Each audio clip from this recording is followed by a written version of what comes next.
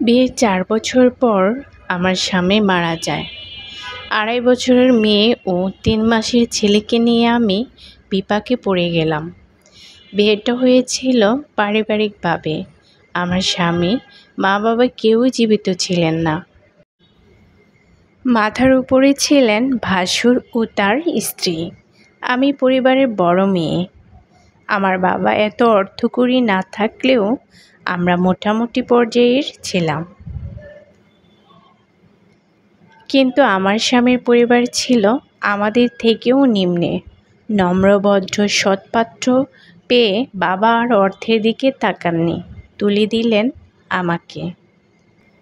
আমার স্বামী আমার সাথে অত্যন্ত সুখী ছিলেন, যেন এতিম মানুষটার একটা ঠাঁই হলো। তিনি তখন ছোটোখাটো একটা কাজ করতেন, যা আয় হতো আমাদের তা খুব সুন্দরভাবে চলে যেত। এছাড়াও আমার বাবা প্রায় বাজার সদাই নিয়ে আসতেন। বিয়ের ১.৫ বছর পর আমার একটি মেয়ে সন্তান হলো। এরপরই আমাদের দুশ্চিন্তা বাড়তে লাগলো। সন্তানদেরকে তো আর যেভাবে সেভাবে বড় করা যায় না। তাই আমার স্বামী ভাবলেন বিদেশে চলে গেলে তাহলে আমাদের ভালো হবে। কিন্তু বিদেশে যাওয়ার মতো অর্থ কিংবা কেউ নেওয়ার মতো কেউ ছিল না। ঋণও কোথাও পেলেন না। ধীরে ধীরে সংসারে অভাব আসতে শুরু করলো। স্বামীর চিন্তাগ্রস্ত ও ক্লান্ত চেহারা দেখলে আমারও কষ্ট হতো। আমি বলতাম সংসার আমাদের দুজনের, তাই একা এত ভেবো না। একদিন সবই হবে আমাদের। আমার ভাই তখন কাতারে থাকতো। আমার পরিবার আমাদের এই অবস্থা দেখে আমার ভাইকে বলে যেন আমার স্বামীকে নেওয়ার ব্যবস্থা করে। দীর্ঘদিন অপেক্ষা করার পর তিনি চলে গেলেন বিদেশে। আমি আমার মেয়েকে নিয়ে একা থাকতাম। আশেপাশে সবার ঘরবাড়ি আছে, তাই কোনো চিন্তা ছিল না। মাঝে মাঝে বাবার বাড়ি যেতাম। বিদেশে যাওয়ার পর আমার স্বামী ২ বার দেশে এসেছিলেন। শেষবারে এসেছিল তার প্রাণহীন নিথর দেহ। তিনি ক্যান্সারে আক্রান্ত ছিলেন এবং ওখানেই মারা যান। সেই দিনটা আমার জন্য ছিল বিভীষিকাময়। চিৎকার করে কেঁদে বারবার জ্ঞান হারিয়েছি।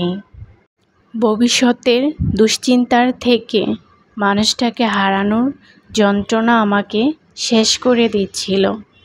আমি তার ভালোবাসা, যত্ন, অভ্যাস কিভাবে ভুলি? সুখের প্রতিশ্রুতি তো তার সাথেই ছিল। ভাত ভাঙা কান্না যেন থামছেই না। এত আর্তনাদ, তীব্র কষ্ট কিভাবে দূর করব? মানুষটার এত স্মৃতি ভুলে যাওয়া কি খুব সহজ? স্বামী মৃত্যুর পর ভাসুর উঠে পড়ে লাগলেন আমাকে তাড়ানোর জন্য। ২ রুমের এক মাটির ঘর নিয়েও তাদের অনেক লোভ ছিল। স্বামীর শেষ সম্বল ছাড়ার ইচ্ছা আমার নেই, আবার তাদের সাথে মোকাবিলা করার শক্তিও আমার নেই। ৪০ দিন পার হওয়ার আগেই বাড়ির সবাই আমাকে সরাসরি আক্রমণ করা শুরু করলো। ২ দিন পর পর একজন এসে নানা রকম হুমকি দেওয়া শুরু করলো। তাদের ইচ্ছে ছিল আমি যেন এখান থেকে চলে যাই, আমার কুড়িঘরটাও যেন তারা দখল করতে পারে। সত্যি, স্বামী মারা গেলে মেয়েদের শ্বশুরবাড়ি কিংবা স্বামীর বাড়ি বলতে কিছু থাকে না। রাত হলে ওরা আমার ঘরের টিনে ঢিল ছুঁড়ত, নানানভাবে আমাকে ভয় দেখাতো। সবাই নিজেদের রাস্তা আলাদা করে নিয়েছিল, কিন্তু আমার ঘর মাঝখানে থাকায় আমার উঠান বা রাস্তা কিছুই ছিল না। তাই ঘরের পিছন দিকে গিয়ে ঘুরিয়ে যেতে হতো। এদিকে আমার এভাবে থেকে যাওয়াতে আমার বাবা কখনো রাজি ছিলেন না। তিনি সপ্তাহে ২ দিন আসতেন আমাকে নেওয়ার জন্য, কিন্তু আমি বারণ করতাম। বাবাকে কিভাবে বুঝাবো তিনি মরে গিয়েও তার ভূমি চিরদিনের জন্য আমার হৃদয়ে গেঁথে গেছে। তাই প্রাসাদের লোভ দেখালেও আমি এক পাও এখান থেকে নড়ব না। হয়তোবা তার ফেরার পথ বন্ধ হয়ে গিয়েছে, কিন্তু বেঁচে থাকাকালীন তিনি আমাকে যা দিয়েছেন তা আঁকড়ে ধরেই আমি বাকি জীবন কাটিয়ে দিতে পারবো। আমার মা বাবা ভাই বোন একটা পর্যায়ে সবাই আমার ওপর অতিষ্ঠ হয়ে পড়লেন। আমার উপর তাদের প্রচণ্ড রাগ খুব ছিল।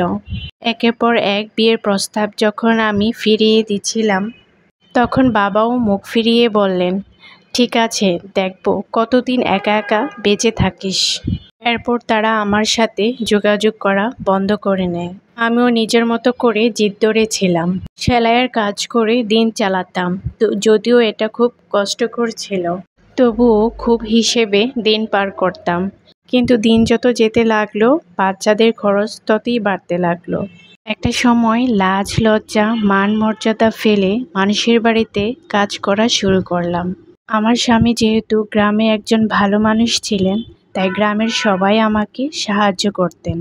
সততা আর নিষ্ঠা দেখে সবাই অর্থ একটু বাড়িয়ে দিতেন।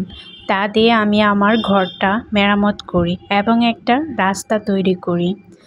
এর মধ্যে দিয়ে কেটে গেল 3 থেকে 4 বছর। আমার এই অবস্থা দেখে বাবা আবার আমার সাথে যোগাযোগ করা শুরু করলো।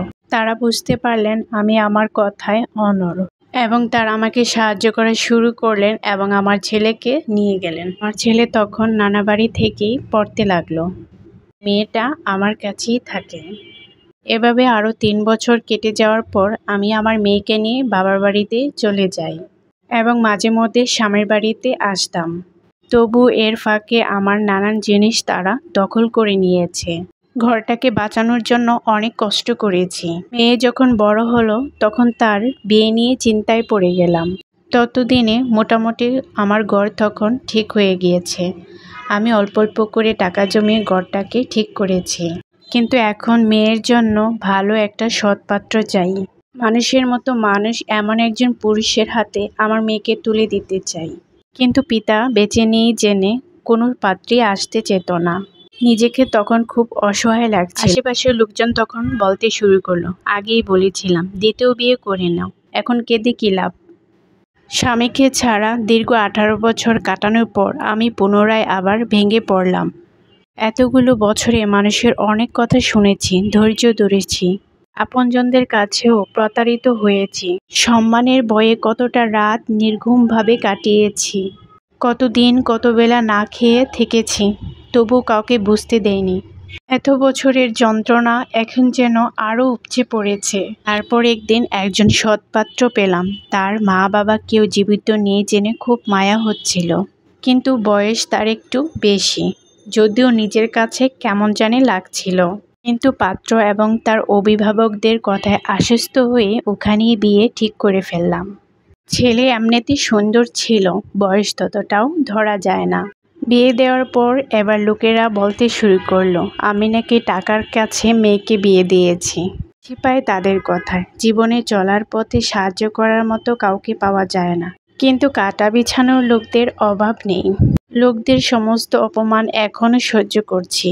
মেয়ের শাশুড়ি তাদের বিয়ের কয়েক মাস পূর্বে মারা গেছেন বলে মেয়ের জামাই আমাকে ভীষণ ভালোবাসে।